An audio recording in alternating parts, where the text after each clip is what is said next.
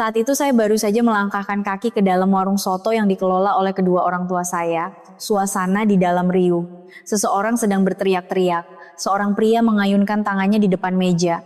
Seketika, mangkuk sambal terlempar. Kuah merahnya yang pedas muncrat ke kemeja putih pria itu. "Hei orang tua, matamu di mana ha?" Pria itu membentak ayah saya. "Kamu tahu tidak harga kemeja ini berapa? 5 juta rupiah, 5 juta. Harga yang bahkan orang sepertimu seumur hidup pun tidak akan sanggup beli." Ayah saya terus-menerus membungkukkan badannya. "Mohon maaf pak, akan saya ganti biaya cuci atau harga bajunya." "Mohon maaf." Pria itu menepis tangan ayah saya. "Tidak usah, baju ini sudah rusak." Pria itu menyeringai. "Sebagai ganti biaya cuci, minum ini saja." Pria itu mengambil teko air putih di atas meja, lalu mengangkatnya tinggi-tinggi ke atas kepala ayah.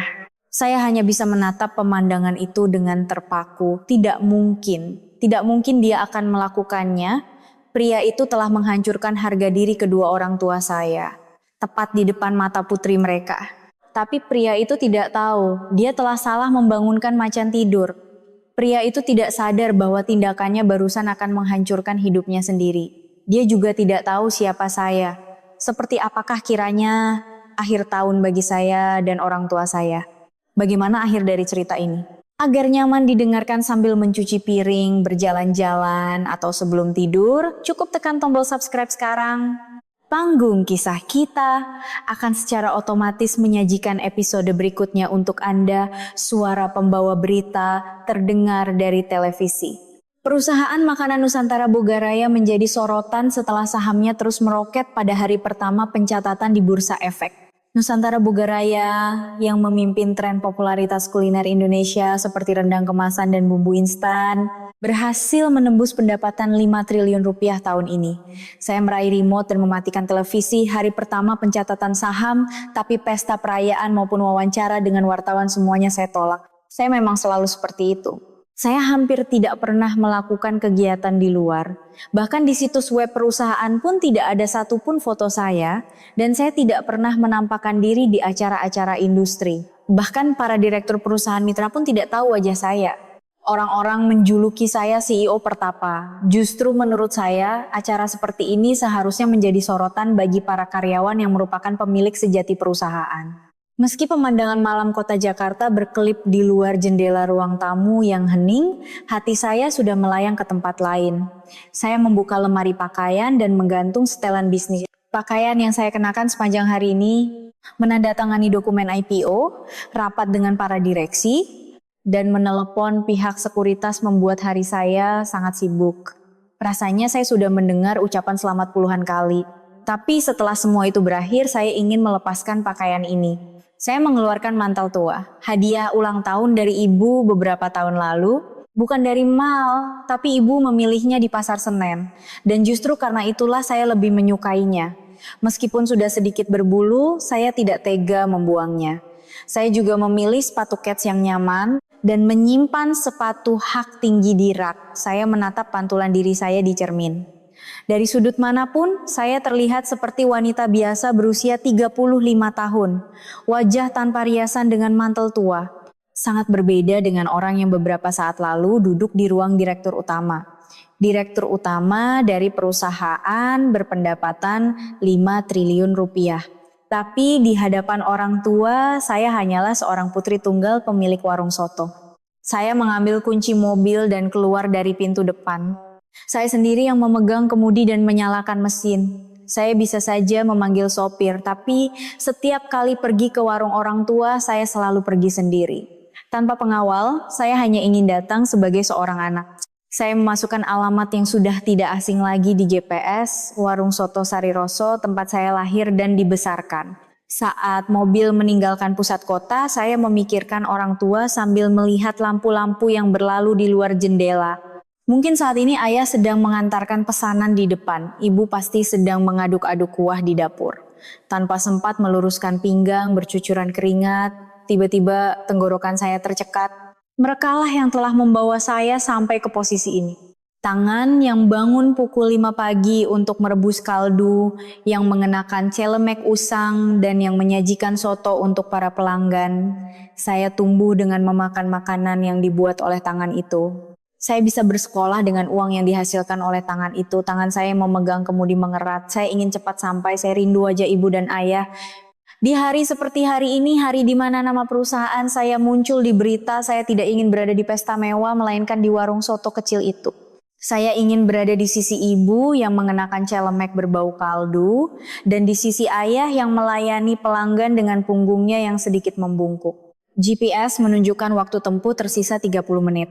Saya menginjak pedal gas sedikit lebih dalam, saya memarkir mobil di depan warung. Papan nama bertuliskan Sari Roso terlihat oleh mata saya. Entah sejak kapan catnya sudah mengelupas. Saya sudah berkali-kali menawarkan untuk menggantinya, tapi ayah selalu menolak. Justru karena beginilah pelanggan datang, Duk. Kalau pakai papan nama baru, nanti sotonya kelihatan tidak enak. Teringat ucapan itu, saya tersenyum kecil. Keras kepala sekali. Saya mematikan mesin dan duduk sejenak di dalam mobil. Dari balik pintu kaca, bagian dalam warung terlihat jelas. Cukup ramai oleh pelanggan, sepertinya hampir semua meja terisi. Ayah terlihat. Beliau sedang mengantar pesanan dengan keringat bercucuran. Dengan nampan berat di kedua tangannya, beliau berjalan di antara meja-meja. Usianya sudah lebih dari 60 tahun. Kalau terus seperti itu, pinggangnya bisa sakit, pikir saya cemas. Ibu juga terlihat. Beliau terus mengaduk kuah di dapur. Dari jauh pun terlihat beliau tidak bisa meluruskan pinggangnya dengan benar. Keringat membasahi dahinya, celemeknya penuh dengan noda kuah. Tanpa sadar saya menghela napas. Usia mereka seharusnya sudah pensiun dan jalan-jalan. Teman-teman seumuran ayah bahkan sudah membawa cucu mereka berlibur ke Bali. Tahun lalu katanya mereka pergi ke Eropa, tapi orang tua saya masih seperti itu. Mereka bilang impian mereka adalah melihat matahari terbit di Bromo sekali saja, tapi 365 hari setahun mereka tidak pernah bisa menutup warung. Orang tua saya adalah orang yang paling bahagia mendengar berita IPO perusahaan saya. Ibu katanya menangis saat menerima telepon. Putri kita berhasil, putri kita sudah jadi orang hebat, katanya. Tapi tetap saja mereka membuka warung. Sekeras apapun saya meminta mereka untuk istirahat, tidak ada gunanya. Aulia, warung ini adalah hidup ibu dan bapak. Sekaya apapun kamu, bagi kami, Sari Roso ini tetap yang terpenting. Ibu selalu berkata begitu. Warung ini sudah berdiri di tempat yang sama selama lebih dari 30 tahun. Awalnya mereka hanya berjualan soto di gerobak pinggir jalan. Saya sudah mendengar cerita itu ribuan kali saat kecil. Katanya pernah saat hujan, terpalnya bocor sehingga air hujan menetes ke dalam kuah dan mereka terpaksa tidak berjualan. Di hari-hari sepi, mereka makan dengan sisa soto. Saat musim hujan, tangan mereka membeku sampai sulit memegang sendok sayur. Lalu sedikit demi sedikit mereka menabung dan akhirnya bisa membeli warung ini. Ayah bilang, malam itu beliau menangis sambil memegang tangan ibu. Akhirnya kita bisa berjualan tanpa kehujanan, katanya. Saat itu usia ayah 33 tahun. Lebih muda dari saya sekarang. Karena itu, warung ini bukan sekadar warung bagi orang tua saya. Ini adalah tempat yang penuh dengan keringat dan air mata mereka. Tempat di mana mereka mempertaruhkan masa muda mereka. Wajah setiap pelanggan setia adalah kebanggaan orang tua saya. Ada yang sudah menjadi pelanggan selama 30 tahun. Orang tua saya bahkan pernah datang ke pernikahan anak pelanggan itu sambil membawa amplop. Hubungan mereka bukan sekadar penjual dan pembeli, tapi sudah seperti keluarga. Saya tahu itu, karena itu saya tidak bisa memaksa lagi. Tapi tetap saja hati saya tidak tenang. Bahkan saat lebaran atau di hari ulang tahun mereka sendiri, mereka tetap membuka warung. Tidak ada satu hari pun libur. Bahkan saat saya menawarkan untuk merayakan ulang tahun mereka, mereka menolak. Pelanggan sudah datang, bagaimana bisa kita tutup? Tidak apa-apa, ulang tahun kan tahun depan masih ada. Hati saya sakit mendengar ucapan itu, tapi saya tidak bisa berbuat apa-apa. Orang bilang saya sukses, pendapatan 5 triliun, IPO di Bursa Efek, saham terus meroket. Dunia memuji saya. Tapi orang yang telah membawa saya sampai ke posisi ini masih bangun pukul 5 pagi untuk merebus kaldu. Masih mengenakan celemek usang dan mengantarkan mangkuk soto untuk para pelanggan. Dari balik pintu kaca, saya melihat ayah membersihkan mangkuk kosong. Wajahnya meringis saat membungkuk, pasti sakit. Beliau hanya tidak mengatakannya. Tanpa mereka berdua tidak akan ada saya yang sekarang. Setiap kali saya diremehkan karena miskin, karena anak penjual soto, saya selalu menguatkan diri agar keringat mereka tidak sia-sia. Waktu SD, seorang teman berkata, "Kenapa sih ibu bapakmu kerja di warung soto terus? Bau." Saya tidak tahu betapa malunya saya saat itu. Saya pulang ke rumah dan menangis sejadi-jadinya. Saat itu ibu memeluk saya dan berkata, "Aulia, jangan malu. Dari soto inilah ibu dan bapak bisa menyekolahkanmu sampai kamu jadi orang sukses nanti." Pekerjaan yang dilakukan ibu dan bapak bukanlah hal yang memalukan. Ucapan itu masih terngiang di telinga saya. Waktu SMP, keadaannya lebih parah. Teman-teman sekelas mengejek saya karena bekal makan siang saya berbau soto. Sejak saat itu saya tidak pernah membawa bekal lagi. Saat jam makan siang, saya sendirian di kelas dan menahan lapar. Ibu tidak tahu hal itu. Saat beliau akhirnya tahu, beliau menangis sejadi-jadinya. Anakku Aulia mengalami hal seperti itu. "Ibu, minta maaf." Ibu benar-benar minta maaf. Saat itu saya bertekad, suatu hari nanti saya harus sukses agar orang tua saya bisa berjalan dengan kepala tegak. Karena itu saya belajar lebih giat. Saya duduk di depan meja belajar sampai larut malam. Saya baru mematikan lampu dan tidur setelah orang tua saya tidur. Saya kuliah dengan beasiswa dan langsung memulai bisnis setelah lulus.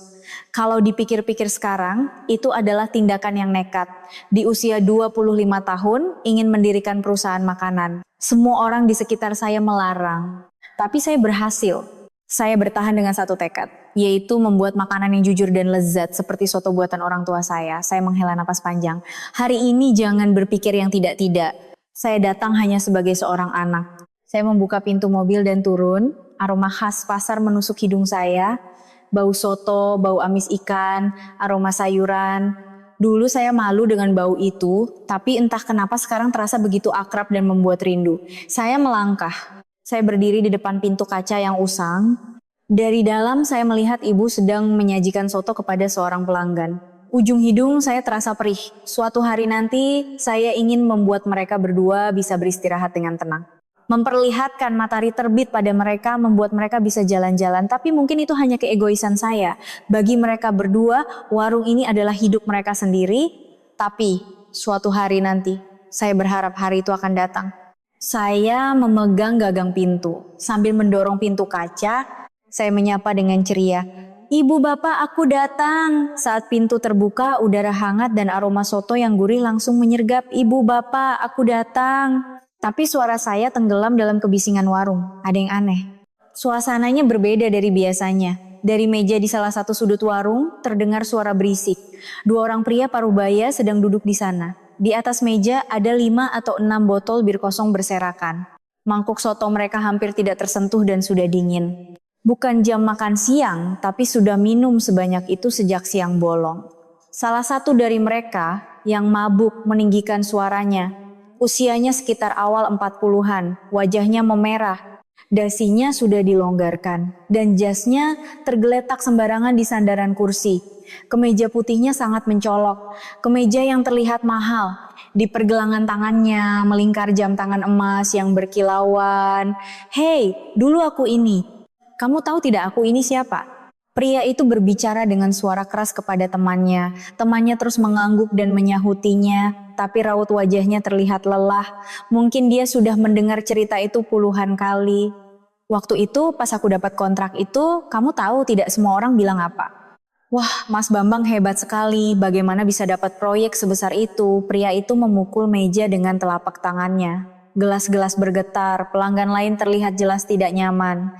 Seorang ibu yang sedang makan soto mengerutkan kening. Seorang pelanggan pria muda dengan cepat menghabiskan sotonya dan pergi membayar, tapi tidak ada yang berani menegur. Tidak ada gunanya mencari gara-gara dengan orang mabuk. Ibu saya melihat ke arah sana dari dapur dengan tatapan khawatir. Beliau memberi isyarat mata kepada ayah, maksudnya agar berhati-hati dengan pelanggan itu. Ayah saya berjalan melewati meja itu. Di tangannya ada piring berisi sambal merah yang melimpah di piring. Kuahnya sampai meluap-luap. Ayah meletakkan piring itu dengan hati-hati di atas meja, dengan sopan membungkukkan badannya seperti yang selalu beliau lakukan. Beliau selalu bersikap sopan kepada pelanggan. Pelanggan mabuk sekalipun tetaplah pelanggan. Sambalnya Pak, selamat menikmati. Saat ayah baru saja melepaskan tangannya dari piring dan hendak mundur. Hei, waktu itu aku yang dapat kontrak itu. Pria itu karena terlalu bersemangat mengayunkan lengannya dengan keras. Terlalu asyik membanggakan diri sehingga tidak memperhatikan sekitarnya sama sekali. Dia tidak tahu apa yang ada di depannya dan hanya mengayunkan tangannya dengan lebar. Bruk! Lengan pria itu tepat mengenai piring sambal yang baru saja diletakkan di atas meja. Ayah sudah melepaskan tangannya. Piring itu miring dan kuah sambal merah muncrat ke udara. Dan langsung tumpah ke atas kemeja putih pria itu. Kuah merah itu menyebar di atas kemeja putihnya. Seperti cat yang disiramkan. Warna merah yang cerah menyebar di atas dasar putih. Beberapa potong cabai jatuh ke pangkuan pria itu. Kuahnya juga muncrat ke lantai. Piring itu tergantung di ujung meja, bergoyang-goyang dengan genting, lalu jatuh ke lantai. Terdengar suara prang. Seketika, warung menjadi hening. Semua mata tertuju pada meja itu. Aduh, pria itu sontak berdiri. Kursinya terdorong ke belakang dan menimbulkan suara berderit. Wajah pria itu memerah padam. Entah karena alkohol atau karena marah. Mungkin keduanya. Kemeja putihnya sudah ternoda merah. Noda yang menyebar lebar dari dada hingga perut terlihat sangat jelas. Warna merah khas sambal menodai seluruh kemejanya. Pria itu menunduk melihat kemejanya. Matanya terbelalak, lalu wajahnya berubah menjadi penuh amarah. Hei, orang tua bangka! Pria itu berteriak. Suaranya menggema di seluruh warung. Semua pelanggan serentak menoleh ke arahnya. Menghentikan sendok yang sedang menyuap soto. Beberapa orang bahkan sudah bersiap-siap untuk pergi. Mata kamu di mana? Kamu tahu tidak harga kemeja ini berapa? Pria itu mendekati ayah saya. Ayah hanya berdiri di tempat, tidak bisa bergerak. Wajahnya pucat pasi, bibirnya bergetar. 5 juta rupiah, 5 juta, harga yang orang sepertimu seumur hidup pun tidak akan sanggup beli. Pria itu menarik-narik kemejanya dengan tangannya sambil berteriak, urat lehernya menonjol. Ludahnya muncrat, mungkin mengenai wajah ayah juga. Tapi ayah tidak bisa mengelapnya. Orang tua penjual soto, seumur hidup jualan juga tidak akan bisa beli baju ini. Mau kamu apakan ini, hah? Ayah tidak bisa berkata apa-apa. Beliau hanya menundukkan kepala, bahunya terkulai lemas, tangannya gemetar. Seumur hidup beliau selalu menunduk di hadapan pelanggan, tapi beliau belum pernah dipermalukan sampai seperti ini. Saya hanya bisa menatap pemandangan itu dengan terpaku, kaki saya terasa kaku. Pikiran saya menjadi kosong. Maaf Pak, ayah berkata dengan suara bergetar. Beliau membungkuk dalam-dalam, hampir 90 derajat. Beliau mengeluarkan lap bersih dari celemeknya. Tangannya begitu gemetar sampai hampir menjatuhkan lap itu. Akan saya lapkan. Sungguh mohon maaf, biaya cuci atau harga bajunya akan saya ganti. Tangan ayah gemetar, tangan yang memegang lap itu bergetar hebat. Ayah saya yang berusia lebih dari 60 tahun harus menunduk seperti itu. Beliau yang telah menjaga warung ini selama lebih dari 30 tahun harus dipermalukan seperti itu oleh seorang pria muda yang mabuk. Pemandangan itu terlihat begitu menyedihkan. Hati saya terasa seperti disayat-sayat. Napas saya sesak. Pandangan saya seakan memerah. Tanpa sadar saya mengepalkan tangan dengan erat dan melangkah maju. Saya berlari ke depan ayah, berdiri di antara ayah dan pria itu. Jantung saya berdebar kencang. Anda sedang apa? Suara saya menggema di dalam warung. Terdengar lebih tegas dari yang saya kira. Meskipun dalam hati saya gemetar, saya berusaha untuk tidak menunjukkannya. Pria itu menatap saya dengan mata terbelalak. Wajahnya seolah berkata, "Siapa kamu ini?" Anda yang mengayunkan tangan sampai tumpah. Kenapa menyalahkan orang tua? Saya menatap lurus ke mata pria itu. Saya tidak mundur, minta maaf. Warung menjadi hening. Para pelanggan menahan napas sambil menyaksikan. Ayah menarik ujung baju saya dari belakang, tapi saya tidak bergerak. Pria itu menatap saya dari atas ke bawah, mantel tua, sepatu kets nyaman, wajah tanpa riasan, penampilan yang sederhana. Saya pasti tidak terlihat seperti orang yang makan di restoran mewah. Apa? Pria itu berkata dengan nada mengejek. Anak perempuannya atau pegawainya? Mata pria itu penuh dengan penghinaan. Dia benar-benar meremehkan saya. Anak kemarin sore berani-beraninya ikut campur urusan orang tua. Pria itu melangkah maju. Bau alkohol menusuk hidung saya. Saya tidak mundur. Bagaimana cara orang tuamu mendidikmu, ha? Apa yang mereka ajarkan sampai kamu tidak punya sopan santun begini? Ucapan itu membuat dada saya panas. Saya tidak bisa terima orang tua saya dihina. Saya mengepalkan tangan dengan erat. Kuku saya menancap di telapak tangan. Orang tua saya mengajarkan untuk tidak merugikan orang lain. Saya berkata dengan dingin, jangan menyalahkan orang lain atas kesalahan sendiri. Wajah pria itu berubah. Matanya seakan menyala-nyala saat dia membuka mulut untuk mengatakan sesuatu. Aulia, ibu berlari keluar dari dapur. Wajahnya pucat pasi. Ibu menarik saya dengan kuat dan menyembunyikan saya di belakangnya. Mohon maaf, Pak. Sungguh mohon maaf. Ibu membungkuk dalam-dalam. Suaranya bergetar. Anak saya masih muda, tidak tahu apa-apa. Tolong maafkan dia sekali ini saja ya. Punggung ibu bergetar. Melihat pemandangan itu, saya menggigit bibir. Saya benci situasi di mana ibu harus merendahkan diri seperti itu. Ibu, saya memanggil pelan.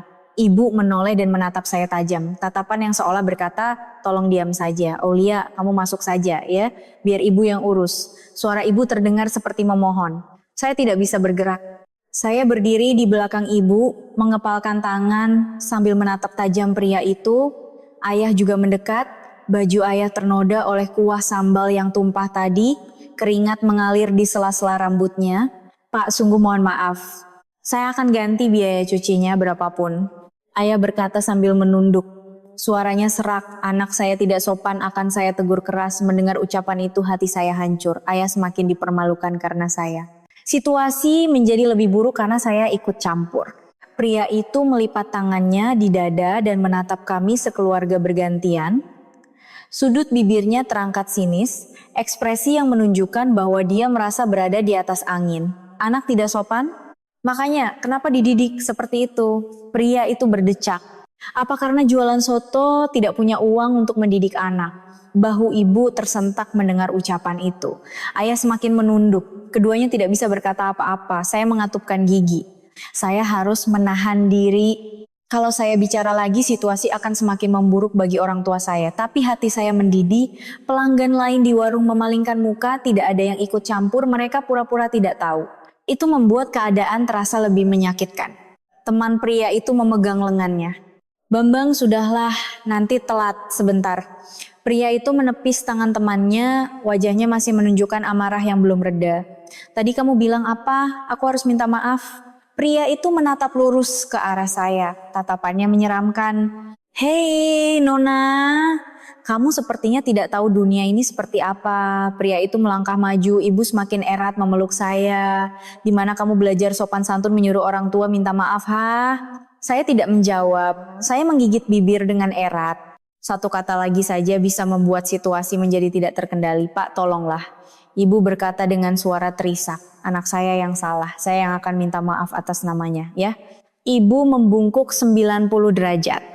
Melihat pemandangan itu, pandangan saya kabur. Saya mati-matian menahan air mata yang akan jatuh.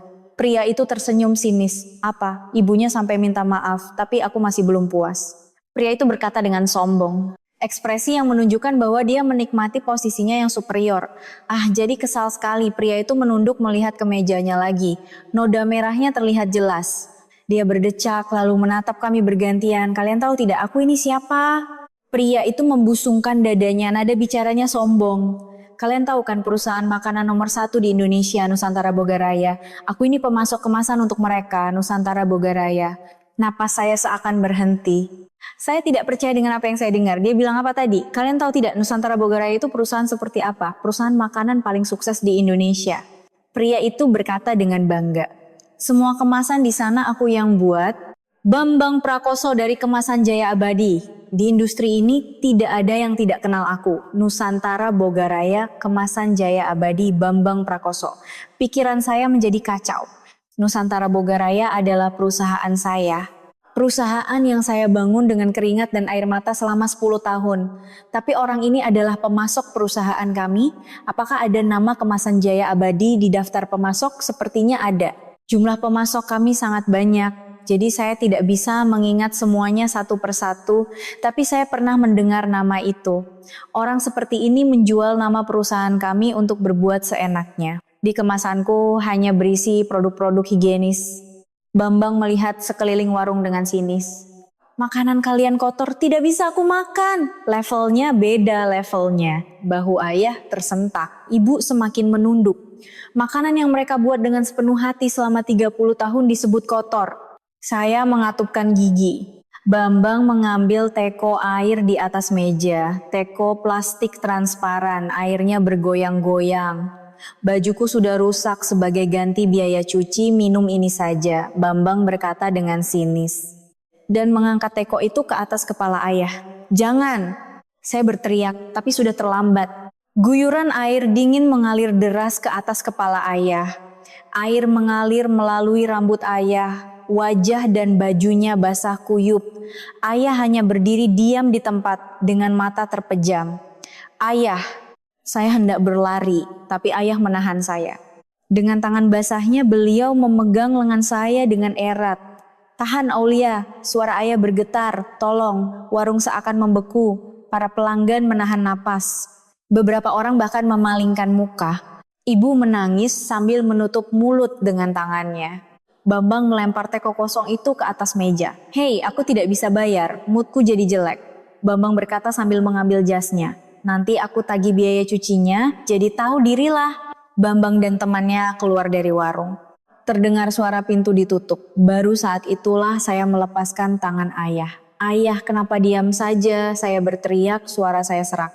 Orang itu harus ditangkap, kita harus lapor polisi. Saya hendak berlari ke arah pintu. Tapi ayah kembali memegang lengan saya. Tangan basahnya gemetar. Aulia, tahanlah, tolong. Mata ayah berkaca-kaca. Entah air atau air mata, kalau berkelahi dengan pelanggan nanti jadi gosip.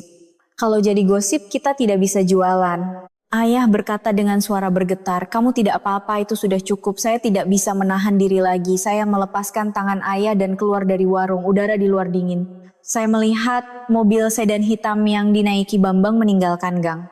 Saya melihat nomor platnya. Saya mengingatnya baik-baik. Saya mengeluarkan ponsel dari saku, tangan saya gemetar, entah karena marah atau karena dingin. Saya menekan nomor Pak Ridwan. Setelah 2 kali nada sambung, telepon terhubung. Iya Bu Aulia, ada apa? Terdengar suara Pak Ridwan. Saya mengambil napas dalam-dalam, menenangkan suara saya yang bergetar.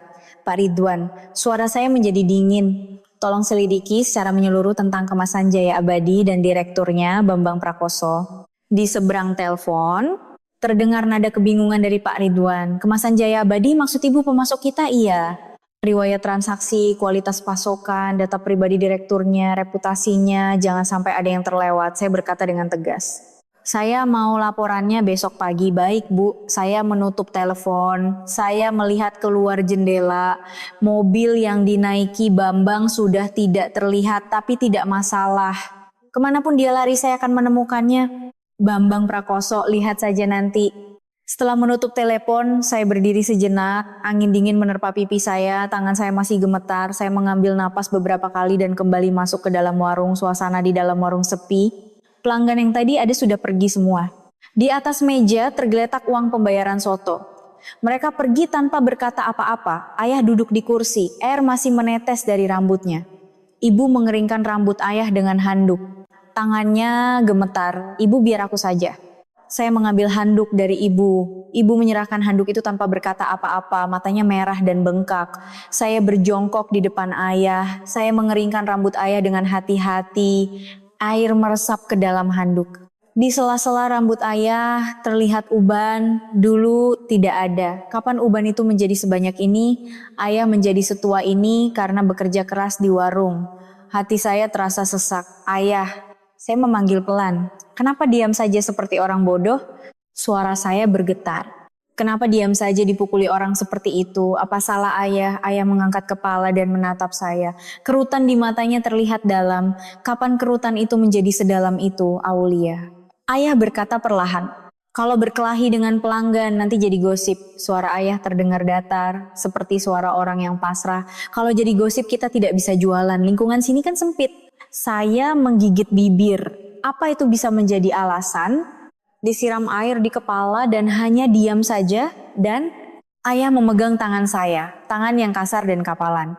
Tangan yang selama 30 tahun merebus soto dan mencuci piring. Kamu tidak apa-apa, itu sudah cukup. Ayah tersenyum kecil. Ayah tidak apa-apa, cuma kena air sedikit. Ucapan itu membuat air mata saya menggenang. Tidak mungkin tidak apa-apa, ayah tidak mungkin baik-baik saja. Aulia, jangan menangis. Ibu mendekat dan memeluk bahu saya. Aulia pasti kesal ya lihat kejadian tadi. Maafkan ibu. Suara ibu juga bergetar. Saya menggelengkan kepala. Kenapa ibu yang minta maaf? Apa salah ibu? Saya terus mengeringkan rambut ayah. Meskipun sudah hampir kering, saya tidak bisa berhenti. Ayah memegang tangan saya dan menghentikannya. Sudah kering. Ayah berdiri, baju basahnya menempel di badan, aku ganti baju dulu. Ayah masuk ke dalam, saya menatap punggungnya, bahunya terkulai lemas, ibu mulai memunguti potongan cabai yang berserakan di lantai. Saya juga berdiri dan mengambil kain pel. Saya membersihkan air dan kuah yang menggenang di lantai. Ibu, saya bertanya sambil mengepel. Orang itu pernah datang sebelumnya? Ibu menggelengkan kepala. Tidak, sepertinya baru pertama kali. Mungkin habis minum di dekat sini, lalu mampir makan soto. Saya mengatupkan gigi, berbuat onar seperti itu di warung yang baru pertama kali didatangi. Ibu menghela napas, tapi tadi orang itu bilang dia pemasok untuk Nusantara Bogaraya ya? Perusahaan Aulia? Iya. Saya menjawab singkat. Dia bilang dari kemasan Jaya Abadi. Ibu menatap saya dengan khawatir. Aulia, jangan buat masalah jadi besar ya. Berurusan dengan orang seperti itu cuma bikin pusing, mengerti? Saya tidak berkata apa-apa. Saya hanya mengangguk sedikit dan terus mengepel. Orang tua saya mengorbankan harga diri mereka untuk melindungi saya. Ayah menahan diri meskipun disiram air di kepala. Ibu membungkuk 90 derajat sambil meminta maaf. Semua itu karena saya. Karena saya yang lebih dulu maju, situasi menjadi lebih buruk. Tapi sekarang giliran saya untuk mengembalikan harga diri mereka. Bambang Prakoso, Kemasan Jaya Abadi. Tunggu saja, saya akan datang mencarimu. Besok paginya, saya berangkat kerja. Gedung Kantor Pusat Nusantara Bogaraya. Gedung kaca 25 lantai yang memantulkan sinar matahari pagi 10 tahun lalu. Saat memulai dari kantor kecil, saya tidak pernah membayangkan skala sebesar ini. Tapi hari ini, saya tidak punya waktu untuk bernostalgia. Tadi malam saya hampir tidak bisa tidur. Pemandangan air yang disiramkan ke atas kepala ayah terus terbayang. Setiap kali saya memejamkan mata, pemandangan itu terulang kembali. Bahu ayah yang terkulai, tangan ibu yang gemetar, dan punggung Bambang Prakoso yang pergi sambil menyeringai. Saya naik lift ke lantai teratas. Begitu masuk ke ruang direktur utama, pemandangan kota Jakarta terhampar di bawah melalui jendela besar. Monas terlihat di kejauhan. Di atas meja, sudah ada email yang dikirim Pak Ridwan tadi malam dalam bentuk cetak. Laporan awal, beliau merangkum hasil penyelidikan semalaman dan mengirimkannya pukul 4 pagi. Saya membuat secangkir kopi, duduk di sofa dan membaca kembali laporan awal itu. Semakin saya baca, kening saya semakin berkerut. Tak lama kemudian terdengar ketukan di pintu. Bu Aulia, saya Ridwan, masuk. Pintu terbuka dan Pak Ridwan masuk. Di tangannya ada map tebal berisi dokumen. Terima kasih Pak Ridwan. Anda sudah bekerja keras semalaman. Silakan duduk. Terima kasih Bu. Pak Ridwan duduk di sofa seberang. Beliau meletakkan map dokumen di atas meja. Tolong sampaikan hasil penyelidikannya. Pak Ridwan membuka dokumen. Kemasan Jaya Abadi, Direktur Utama Bambang Prakoso, lahir tahun 1982, usia 42 tahun. Perusahaan sudah berdiri selama 12 tahun dengan jumlah karyawan 32 orang, skala perusahaan kecil. Saya mengangguk. Produk utamanya adalah kemasan makanan. Memproduksi kemasan plastik, kardus, dan wadah styrofoam. Pabriknya ada di Cikarang. Pak Ridwan membalik ke halaman berikutnya. Tapi ada satu hal yang aneh. 95% dari total pendapatan kemasan Jaya Abadi berasal dari Nusantara Bogaraya. 95%? Saya menyipitkan mata. Iya, pendapatan tahun lalu sekitar 80 miliar rupiah dan 76 miliar diantaranya berasal dari pasokan ke perusahaan kita. Hampir tidak ada mitra bisnis lain. Beberapa mitra kecil menyumbang 5% sisanya. Itu artinya mereka sepenuhnya bergantung pada perusahaan kita. Jika Nusantara Bogaraya memutus kontrak, Kemasan Jaya Abadi akan langsung bangkrut. Mereka tidak akan punya waktu untuk mencari mitra lain sebelum hancur. Tapi bagaimana bisa mereka mendapatkan pasokan sebanyak itu dari perusahaan kita? Pemasok kemasan kita kan tidak hanya 1 atau 2. Perusahaan kami bekerja sama dengan 7 pemasok kemasan. Prinsip kami adalah tidak memusatkan pasokan pada satu perusahaan untuk menghindari risiko. Tapi kemasan Jaya Abadi mendapatkan sebagian besar pasokan, itu aneh. Ekspresi Pak Ridwan menjadi muram. Masalahnya lebih serius dari itu. Pak Ridwan mengeluarkan dokumen lain. Ada beberapa foto terlampir. Baru-baru ini terdeteksi bahwa Kepala Divisi Pengadaan kita, Pak Cahyo, sering bertemu dengan Direktur Bambang Prakoso. Pak Cahyo? Cahyo, seorang veteran yang sudah bekerja di divisi pengadaan lebih dari 5 tahun. Dia yang bertanggung jawab mengelola pemasok dan kontrak pasokan. Saya pikir dia bekerja dengan baik dan diam-diam. Iya, ada catatan pertemuan mereka beberapa kali. Sepertinya Pak Cahyo sering menerima gratifikasi. Pak Ridwan menunjukkan foto-foto itu. Sepertinya tangkapan layar dari CCTV terlihat dua pria masuk ke sebuah gedung berdampingan. Kira-kira berapa nilainya? Yang sudah terkonfirmasi saja. Sekitar 100 juta rupiah selama setahun terakhir. 100 juta, saya mengerutkan kening, 100 juta untuk gratifikasi. Iya. Dan kalau dilihat dari tanggalnya, mereka sering bertemu intensif sebelum perpanjangan kontrak pasokan per kuartal. 2 minggu sebelum perpanjangan kontrak, mereka hampir bertemu setiap hari. Saya mengatupkan gigi. Jadi dia menerima suap dan meloloskan kontrak. Sepertinya begitu. Dia menyesuaikan syarat kontrak agar menguntungkan kemasan Jaya Abadi dan secara bertahap menambah volume pasokan. 3 tahun lalu volume pasokan kemasan dari mereka hanya 15%, tapi sekarang sudah naik menjadi 40%. Dari 15% menjadi 40%. Dalam 3 tahun, naik hampir 3 kali lipat. Selama itu, pemasok lain pasti mengalami penurunan volume. Dan Pak Ridwan berhenti sejenak. Ada juga indikasi pemalsuan hasil pemeriksaan kualitas. Pemeriksaan kualitas, iya. Sebagian kemasan yang dipasok pada paruh kedua tahun lalu tidak memenuhi standar. Ketebalan plastiknya lebih tipis dari spesifikasi dan kekuatan segelnya juga di bawah standar. Tidak layak untuk digunakan pada kemasan produk kita. Pak Ridwan menunjukkan catatan pemeriksaan. Seharusnya produk itu dinyatakan tidak lolos dan dikembalikan, tapi catatan pemeriksaannya dimanipulasi. Dinyatakan lolos. Dimanipulasi iya. Setelah kami telusuri petugas pemeriksanya, sepertinya Pak Cahyo yang langsung memerintahkan untuk mengubah catatan. Petugas itu awalnya memberikan penilaian tidak lolos tapi dipanggil oleh Pak Cahyo dan disuruh mengubah catatan. Saya mengambil dokumen itu. Bukti foto, riwayat transaksi, rekaman telepon hingga surat pernyataan dari petugas semuanya tersusun rapi. Terlihat jelas kerja keras Pak Ridwan semalaman. Dalam semalam bisa menyelidiki sebanyak ini, benar-benar hebat. Sudah kuduga, saya bergumam pelan. Pantas saja dia punya pegangan. Sikap sombongnya tadi malam sekarang jadi masuk akal. Karena dia sudah memegang kepala divisi pengadaan, dia bisa bersikap sombong seperti itu. Menjual nama Nusantara Bogaraya sambil berbuat onar di warung soto pun tidak akan jadi masalah, pikirnya. Karena dia punya backing yang kuat. Bu Aulia. Pak Ridwan berkata dengan hati-hati. Apakah kemarin terjadi sesuatu? Tiba-tiba ibu menyuruh saya menyelidiki kemasan Jaya Abadi. Saya ragu sejenak. Haruskah saya menceritakan kejadian kemarin, tapi sekarang bukan saatnya menunjukkan perasaan pribadi. Nanti saya ceritakan, kita urus masalah ini dulu. Baik, Pak Ridwan mengangguk. Masalah kepala divisi pengadaan, bagaimana ibu akan menanganinya? Buktinya sudah cukup, kita bisa langsung memulai proses sanksi.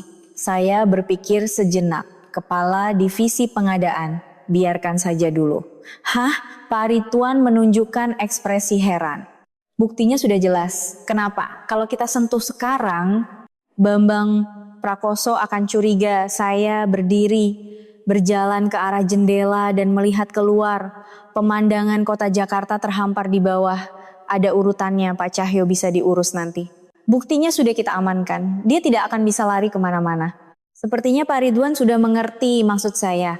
Kalau begitu, pertama-tama, ya. Hubungi Direktur Bambang Prakoso terlebih dahulu. Saya berbalik dan menatap Pak Ridwan. Katakan padanya ada yang perlu didiskusikan mengenai kontrak dan undang dia ke kantor pusat. Langsung ke kantor pusat? Iya. Suruh dia datang ke ruang Direktur Utama. Pak Ridwan mengangguk. Kapan waktunya? Besok jam 3 sore.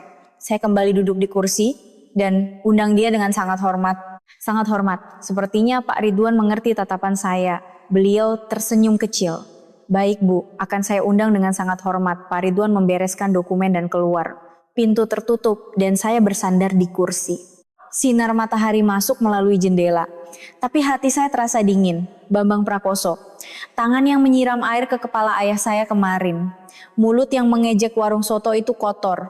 Sikap sombongnya saat menjual nama Nusantara Bogaraya.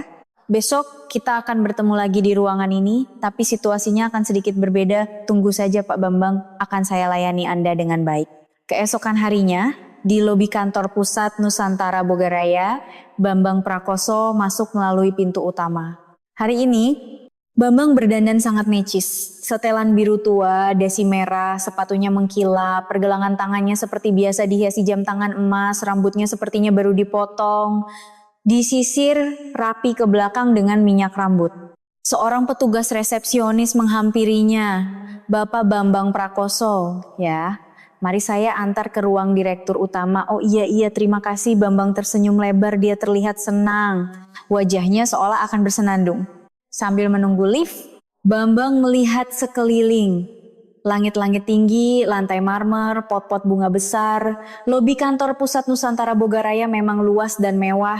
Mata Bambang berbinar, pintu lift terbuka. Beberapa karyawan Nusantara Bogaraya keluar dari dalam.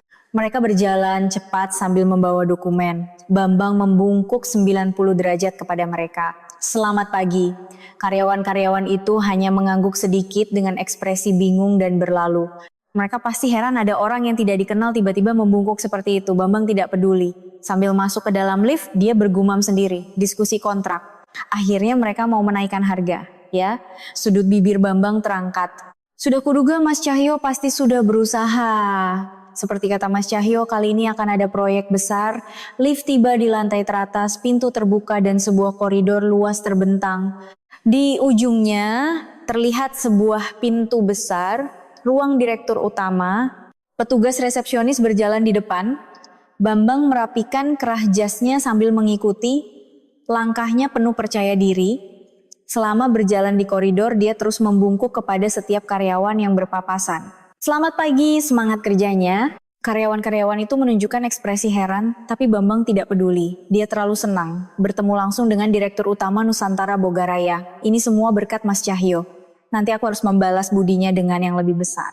Mereka tiba di depan ruang direktur utama. Petugas resepsionis mengetuk pintu. Bu Aulia, Bapak Bambang Prakoso sudah datang. Terdengar suara tenang dari dalam. Silakan masuk. Petugas resepsionis membuka pintu.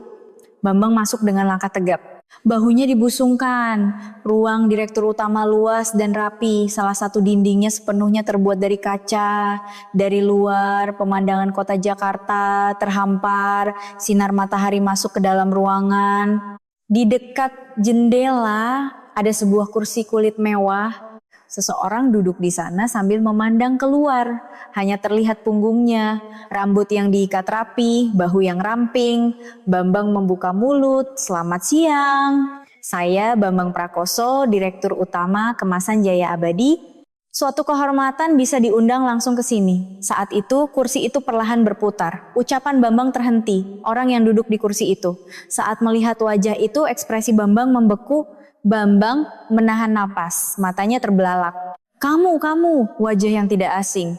Wanita yang dia temui di warung soto kemarin. Wanita yang menentangnya dengan mantel tua dan sepatu kets. Wanita yang disebut sebagai anak pemilik warung soto.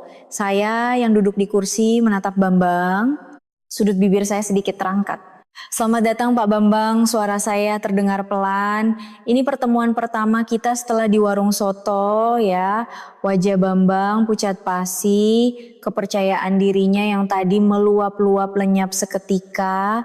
Mulutnya ternganga dan membeku. Saya perlahan berdiri. Kaki Bambang terlihat gemetar. Dia sadar ada yang sangat salah. Bambang menoleh ke sekeliling dengan ekspresi bingung.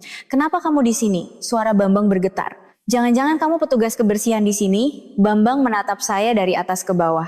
Hari ini saya mengenakan setelan formal yang rapi, sangat berbeda dengan penampilan sederhana saya di warung soto kemarin. Tapi sepertinya Bambang masih belum bisa memahami situasi. Di mana direkturnya? Saya mau bertemu direktur.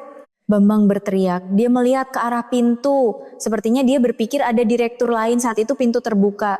Pak Ridwan masuk. Di tangannya ada map dokumen. Begitu melihat Pak Ridwan, Bambang langsung berlari ke arahnya.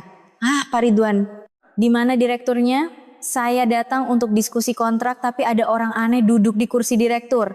Ekspresi Pak Ridwan menjadi dingin. Jaga ucapan Anda. Suara Pak Ridwan terdengar rendah.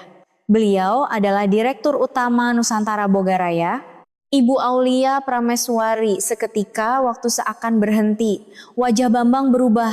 Apa-apa, Bambang menoleh ke arah saya. Matanya terbelalak. Tidak mungkin, kaki Bambang goyah. Dia mundur selangkah, punggungnya hampir menyentuh dinding. Itu tidak mungkin. Saya menatap lurus ke arah Bambang. Kenapa? Apa anak pemilik warung soto tidak boleh menjadi direktur utama perusahaan besar? Wajah Bambang pucat pasi. Bibirnya bergetar. Keberanian yang dia tunjukkan di warung soto kemarin lenyap seketika. Bu, bukan itu. Bambang tergagap. Saya berjalan ke meja kerja. Saya mengeluarkan sebuah amplop dokumen dari laci. Amplop yang tebal. Silakan duduk Pak Bambang. Saya menunjuk ke arah sofa. Bambang hanya berdiri terpaku, kakinya seakan lemas. Saya bilang duduk.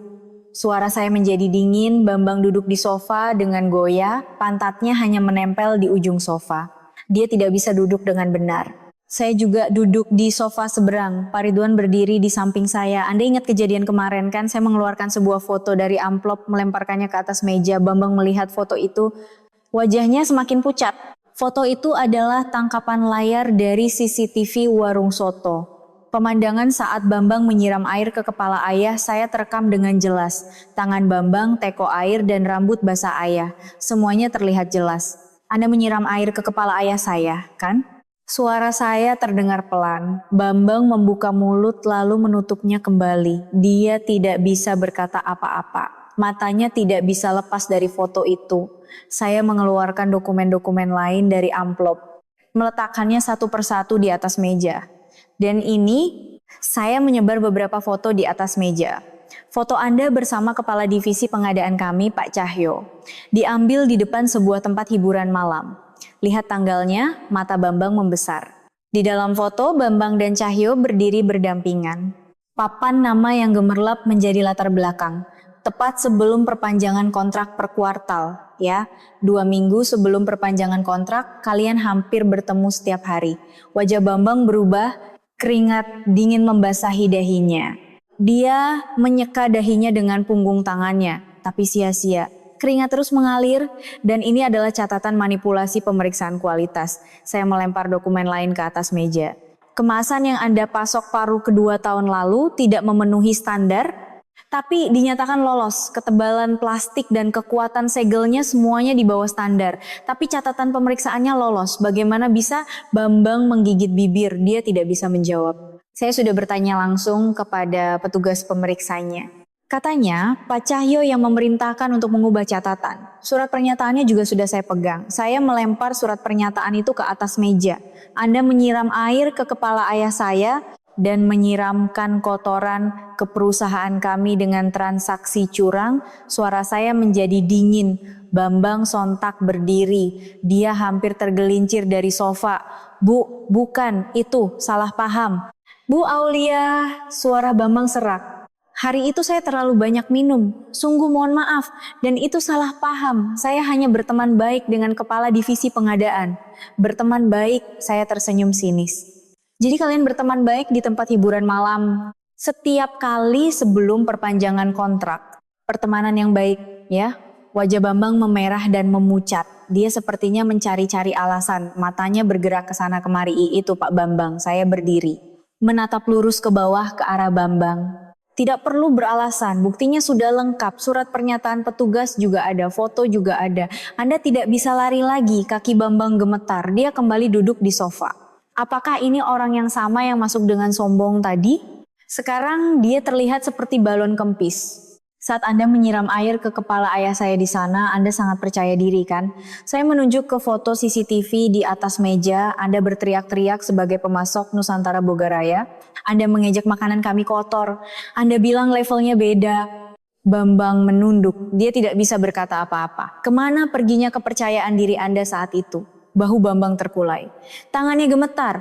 Pak Ridwan melangkah maju. Pak Bambang, apakah Anda sudah mengerti situasinya sekarang? Suara Pak Ridwan terdengar dingin. Penyuapan, manipulasi pemeriksaan kualitas, perundungan, semua buktinya ada. Ini adalah kasus yang bisa dipidanakan. Kalau diserahkan ke kejaksaan, Anda bisa dipenjara. Wajah Bambang semakin pucat. Bibirnya bergetar.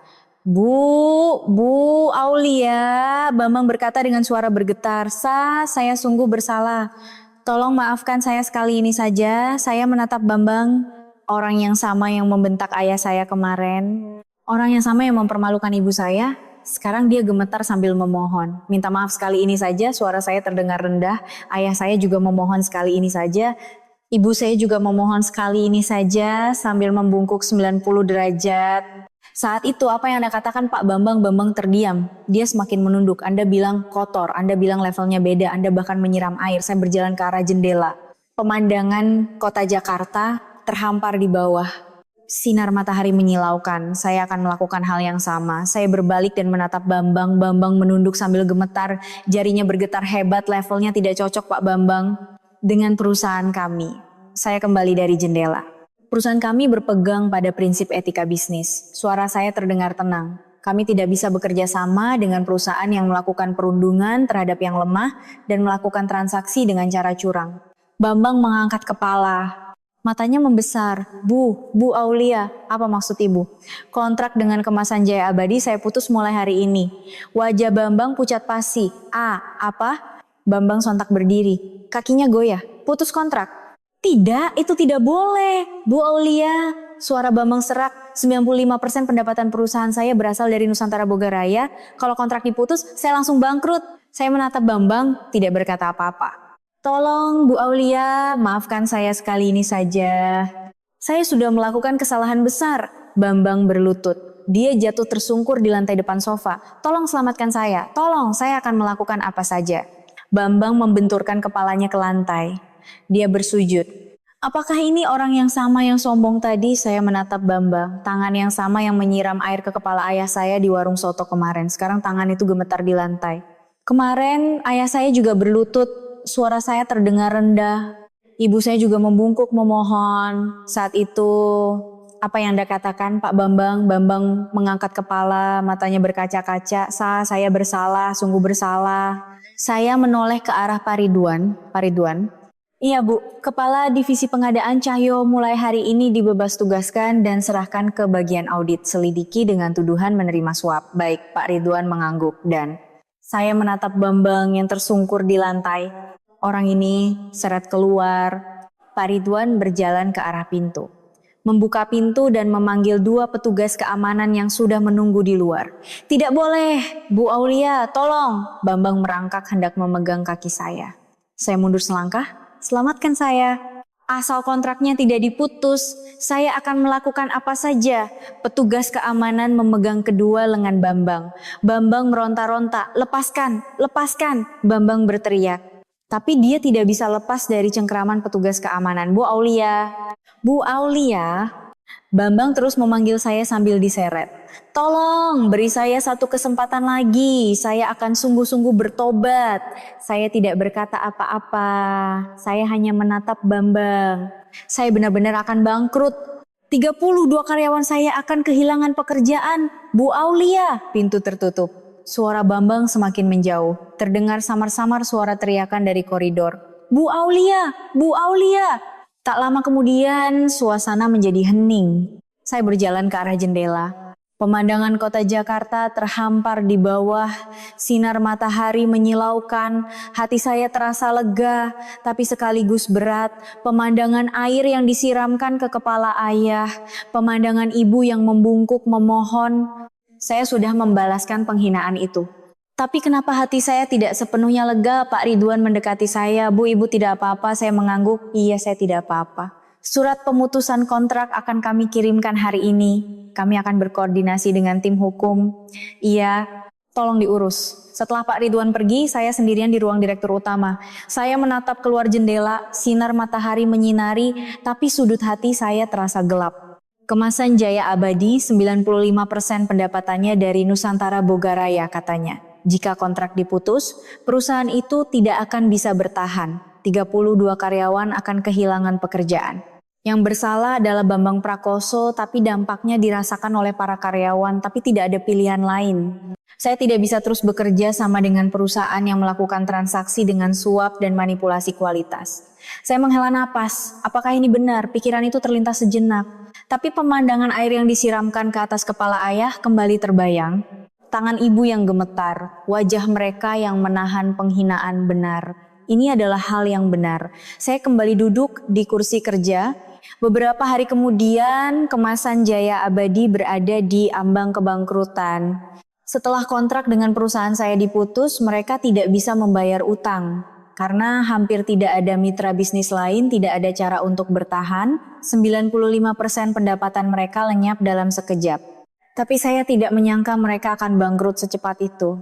Saya menerima laporan dari Pak Ridwan, kemasan Jaya Abadi dalam kondisi kritis.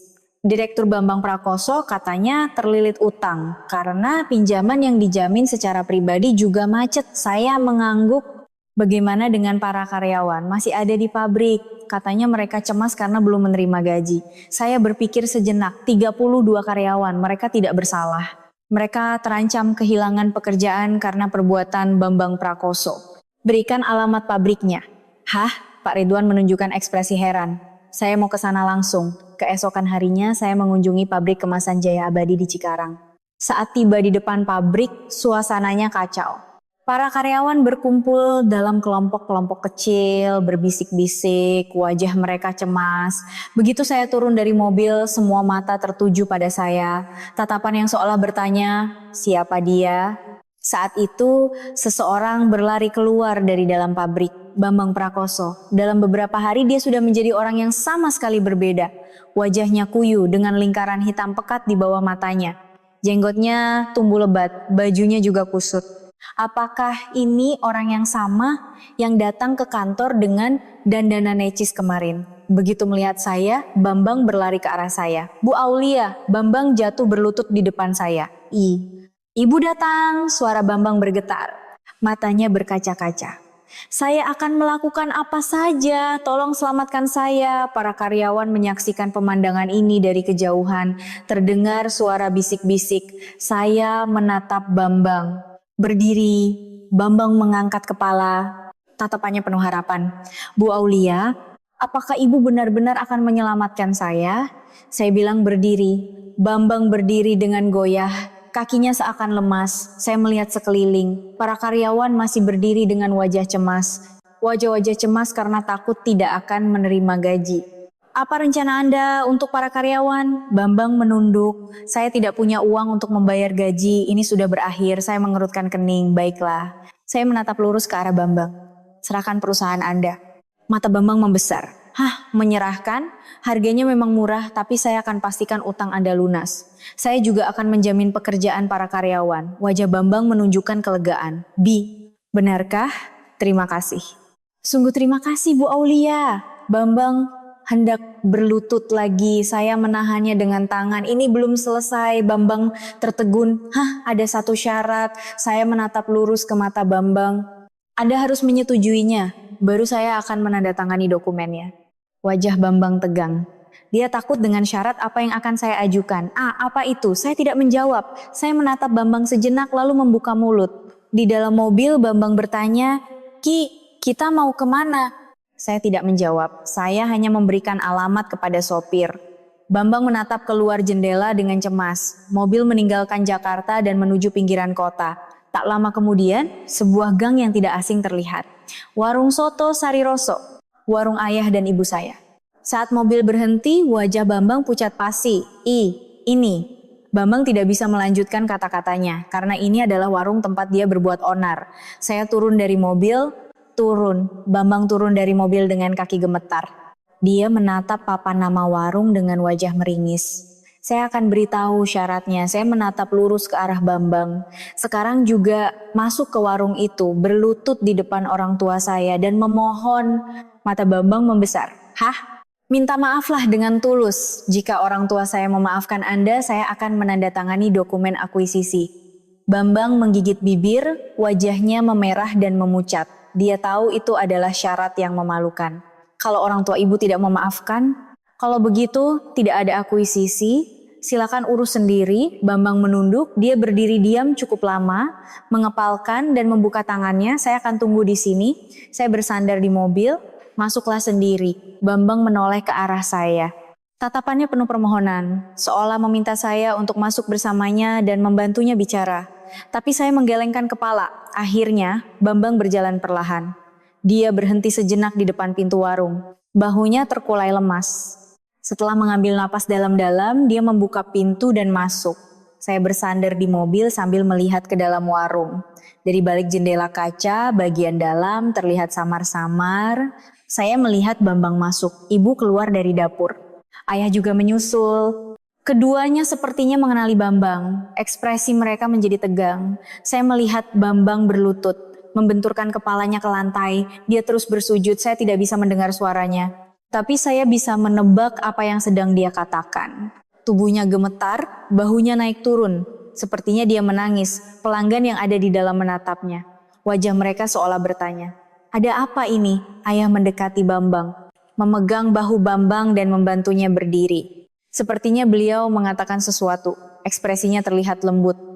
Ibu juga menggelengkan tangan, gerakan yang seolah berkata, "Sudahlah." Sepertinya beliau menghela napas, Bambang terus membungkuk. Sepertinya dia mengucapkan terima kasih. Tak lama kemudian, Bambang keluar dari warung, matanya merah dan bengkak. Bekas air mata terlihat di pipinya, hidungnya juga memerah. Bambang mendekati saya, mereka sudah memaafkan saya. Suara Bambang serak. "Bapak bilang, anak muda, kenapa bisa begitu? Kalau minum harus hati-hati, jangan diulangi lagi," katanya. Saya mengangguk. Ibu bilang manusia itu tempatnya salah. Yang penting ke depannya jadi lebih baik," katanya. Bambang menunduk. Mereka orang yang sangat baik. Saya menatap warung tempat orang tua saya berada. Beberapa hari yang lalu mereka dipermalukan seperti itu, tapi mereka memaafkan dengan begitu mudah. Itulah orang tua saya. Kalau saya tidak akan bisa begitu. Sesuai janji, saya akan menandatangani dokumennya. Bambang membungkuk dalam-dalam. "Terima kasih Bu Aulia, sungguh terima kasih." Seminggu kemudian proses akuisisi kemasan Jaya Abadi selesai. Bambang menyerahkan perusahaannya dan pergi tanpa membawa apa-apa. Utangnya lunas dengan uang hasil akuisisi, tapi tidak ada yang tersisa. Direktur yang sombong di warung soto itu sudah tidak ada lagi. 32 karyawan pabrik semuanya menjadi karyawan Nusantara Bogaraya. Gaji mereka dibayarkan normal, dan pekerjaan mereka tetap terjamin. Mereka sekarang adalah keluarga saya. Saya menatap keluar jendela kantor. Apakah ini sudah berakhir? Hari di mana air disiramkan ke kepala ayah. Hari di mana ibu membungkuk memohon. Saya sudah membalaskan penghinaan itu. Tapi hati saya tidak sepenuhnya lega. Balas dendam sudah selesai, tapi kenapa terasa hampa? Saat itu, telepon berdering. "Bu Aulia, ada telepon dari ibu." Saya mengangkat gagang telepon. "Ibu Aulia, akhir pekan ini ada waktu." "Tadi ibu bicara dengan bapak, kita makan bersama keluarga, sudah lama tidak kumpul." Suara ibu terdengar hangat. "Iya, aku datang." Saya tersenyum. "Benar, yang penting bukan balas dendam, tapi keluarga." 31 Desember saya membawa orang tua saya ke Jawa Timur, sebuah hotel mewah dengan pemandangan Gunung Bromo, tempat yang katanya sangat sulit untuk dipesan. Saat mobil berhenti di depan hotel, ibu melihat keluar jendela dengan takjub. "Ya ampun, ini hotel? Seperti istana saja." Ayah juga menjulurkan kepalanya. "Wah, ada ya tempat seperti ini." Saya tersenyum. Keduanya seumur hidup hanya menjaga warung, tidak pernah jalan-jalan dengan benar. "Ayo masuk." Kamarnya juga bagus. Petugas hotel membawakan barang-barang kami. Kami melewati lobi dan naik lift. Kamar suite di lantai teratas. Saat pintu terbuka, ibu kembali takjub. Astaga, lebih luas dari warung kita. Ruang tamu yang luas, tempat tidur besar, kamar mandi marmer. Orang tua saya terus melihat sekeliling. Seperti melihat dunia baru untuk pertama kalinya.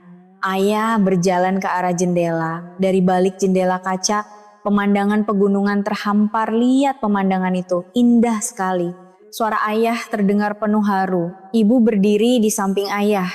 Keduanya menatap pemandangan bersama. Melihat punggung mereka, hati saya tersentuh. Saya menatap orang tua saya. Wajah mereka terlihat cerah. Senyum mereka di wajah mereka yang berkerut.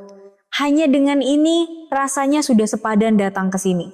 "Bereskan barang-barang dan istirahatlah. Nanti malam kita ke kolam air hangat." Kolam air hangat, ibu membelalakan mata. Di luar, iya, bisa berendam sambil melihat pemandangan. Besok pagi kita juga bisa lihat matahari terbit. Ibu menoleh ke arah ayah. Pak, dengar tidak? Berendam sambil lihat pemandangan. Ayah tertawa. Anak kita ini memang berbakti. Sore harinya kami berjalan-jalan di sekitar hotel. Ada jalan setapak kayu di sepanjang tebing. Anginnya dingin tapi menyegarkan. Orang tua saya terus mengambil foto. Meskipun saya menawarkan untuk memotret mereka, mereka sibuk saling memotret. Ayah, ibu, biar aku fotokan bertiga. Saya meminta tolong orang yang lewat untuk memotret kami bertiga. Orang tua saya tersenyum lebar. Wajah ceria yang sudah lama tidak saya lihat. Malam harinya, kami pergi ke kolam air hangat. Di belakang hotel, ada kolam renang terbuka, uap hangat mengepul. Di kejauhan, pegunungan tampak dalam kegelapan. Di langit, bintang-bintang berkelip.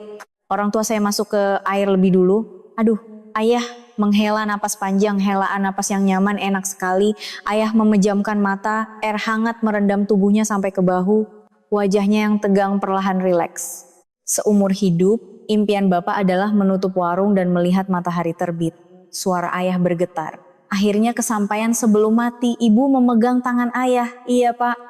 Kalau bukan karena Aulia, kita tidak akan pernah bisa begini. Saya mendekati orang tua saya. Saat saya masuk ke dalam air, kehangatan menyebar ke seluruh tubuh. Angin pegunungan yang dingin dan air hangat menciptakan harmoni yang aneh. Ayah, bahunya sakit kan, biar aku pijat. Saya pindah ke belakang ayah. Saya mulai memijat bahu ayah dengan hati-hati. Terasa kaku, puluhan tahun mengangkat panci berat wajar saja. Aduh, enak sekali. Ayah menundukkan kepala, tangan Aulia ini memang mujarab. Ibu tersenyum. Aku juga Aulia? Iya, ibu juga. Saya pindah ke belakang ibu. Memijat bahu ibu. Terasa kurus sampai tulangnya teraba, bahu yang seumur hidup mengangkat sendok sayur berat. Ibu bahunya kaku sekali. Haha, puluhan tahun pegang sendok sayur ya begitulah. Ibu tertawa, tapi hati saya sakit sudah Bu. Berhenti saja jualan, istirahatlah. Ibu menggelengkan kepala, warung itu kan hidup kami. Bagaimana bisa ditutup, pelanggan juga datang. Ibu, tidak apa-apa, masih kuat kok. Tapi sekarang kerjanya santai saja. Saya menghela napas. Orang tua saya hidup seperti itu seumur hidup. Mereka tidak tahu caranya beristirahat, tapi setidaknya hari ini saya ingin mereka beristirahat dengan tenang. Ayah membuka mata dan menatap langit. Lihat bintang-bintang itu. Di Jakarta tidak bisa lihat bintang seperti ini. Langit dipenuhi bintang seakan-akan tumpah. Bima Sakti terlihat samar-samar. Aulia, ayah memanggil saya. Iya ayah, bisnismu lancar kan? Saya tersenyum. Iya, lancar. Jangan khawatir, syukurlah. Tapi jangan terlalu lelah. Kesehatan itu yang utama. Iya, aku mengerti. Ibu menambahkan. Dan sekarang, cepat beri kami cucu. Ibu, mulai lagi deh. Kenapa usia 35 kan sudah harus dipikirkan? Saya tertawa. Dimanapun ibu tetaplah ibu. Baiklah, akan aku berikan cucu-cucu yang cantik dan tampan. Janji ya? Iya, janji. Orang tua saya tersenyum cerah. Percakapan keluarga di dalam air hangat. Inilah kebahagiaan, pikir saya. Momen ini jauh lebih berharga daripada balas dendam atau apapun. Saya duduk di antara orang tua saya, memegang tangan mereka satu persatu. Ibu, ayah. Iya. Terima kasih, sudah membesarkanku. Ayah menggenggam tangan saya dengan erat. Kami yang berterima kasih, karena kamu sudah tumbuh menjadi anak yang hebat. Ibu memeluk bahu saya. Aulia kami yang terbaik. Saya bersandar di pelukan orang tua saya. Hangat. Kehangatan yang lebih hangat dari air kolam. Bintang-bintang di langit malam berkelip, suara angin terdengar. Saya berharap momen ini abadi. Keesokan harinya 1 Januari subuh, saya membangunkan orang tua saya. Ibu, ayah, bangun. Kita lihat matahari terbit. Orang tua saya bangun sambil mengucek mata. Masih gelap, tapi sebentar lagi matahari akan terbit. Kami mengenakan mantel tebal dan pergi ke area penanjakan. Pemandangan pegunungan Bromo terhampar di depan mata. Ujung cakrawala mulai memerah. Langit berubah dari hitam menjadi biru tua, lalu menjadi keunguan. Anginnya dingin. Saya berdiri di antara orang tua saya, memegang tangan mereka dengan erat. Tangan ayah kasar. Tangan yang puluhan tahun mengangkat panci berat dan berdiri di depan api panas. Tangan ibu kecil dan kurus. Tangan yang seumur hidup memegang sendok sayur, mencuci piring dan membesarkan saya. Tangan-tangan itu terasa hangat. Di atas cakrawala cahaya merah menyebar. Pemandangan menjadi keemasan dan akhirnya matahari terbit. Matahari bulat dan merah menembus cakrawala dan naik, menyilaukan seluruh dunia bermandikan cahaya merah. Ya ampun cantiknya, ibu terkagum-kagum. Matanya sepertinya berkaca-kaca. Ayah diam-diam menatap matahari. Wajahnya yang berkerut disinari cahaya merah. Saya semakin erat memegang tangan orang tua saya, ibu ayah. Keduanya menoleh ke arah saya. Karena membesarkanku seorang diri, kalian sudah sangat menderita selama ini. Suara saya bergetar. Dari subuh sampai larut malam menjaga warung, berhemat agar aku bisa ikut les, sakit pun tidak ke dokter. Air mata saya menggenang. Aku tahu semua itu. Ibu mengelus tangan saya. Aulia anakku. Sekarang kurangi mengangkat sendok sayur yang berat. Saya menatap orang tua saya bergantian. Sambil jalan-jalan santai denganku, kita hidup bahagia. Ayah berdeham, matanya sepertinya memerah. Aku akan berbakti, sekarang giliranku merawat kalian. Saya memeluk orang tua saya dengan erat. Aku sayang kalian. Ibu menepuk-nepuk punggung saya. Ayah mengelus kepala saya. Kami juga sayang kamu, Aulia. Suara ayah bergetar. Kamu adalah kebanggaan kami berpelukan cukup lama. Matahari semakin tinggi, pemandangan berkilauan. Saya tersenyum di antara orang tua saya. Rasanya apapun yang terjadi ke depan akan baik-baik saja karena ada mereka berdua. Karena ada keluarga saya. Matahari merah menyinari dunia. Hari yang baru, awal yang baru telah tiba. Kami bertiga berdiri berdampingan menatap matahari terbit sambil berpegangan tangan erat. Menutup cerita saya, kadang saya teringat hari itu saat air disiramkan ke atas kepala ayah di warung soto. Pemandangan ibu yang membungkuk memohon. Saat itu saya benar-benar ingin mengamuk, tapi setelah balas dendam selesai, saya sadar yang terpenting bukanlah menghancurkan orang itu. Pagi saat saya memegang tangan orang tua, saya melihat matahari terbit. Malam saat kami tertawa sambil berendam di air hangat, itulah yang sebenarnya saya inginkan. Bambang Prakoso menghilang tanpa membawa apa-apa, tapi saya tidak lagi memikirkannya. Di dalam hati saya sekarang hanya ada wajah tersenyum orang tua saya. Hari ini saya juga bangun sebagai seorang direktur utama dan sebagai putri dari Hartono dan Sumiati. Nama saya Aulia Prameswari. Hidup bahagia bersama keluarga, itulah harapan saya tahun ini. Semoga Anda semua juga bisa menutup tahun ini dengan baik dan semoga tahun baru dipenuhi dengan lebih banyak kebahagiaan. Jika cerita hari ini berkesan di hati Anda, jadwalkan pertemuan kita berikutnya dengan subscribe dan notifikasi. Dan sampaikan perasaan serta pemikiran Anda setelah mendengar cerita hari ini di kolom komentar beserta dari mana Anda mendengarkannya.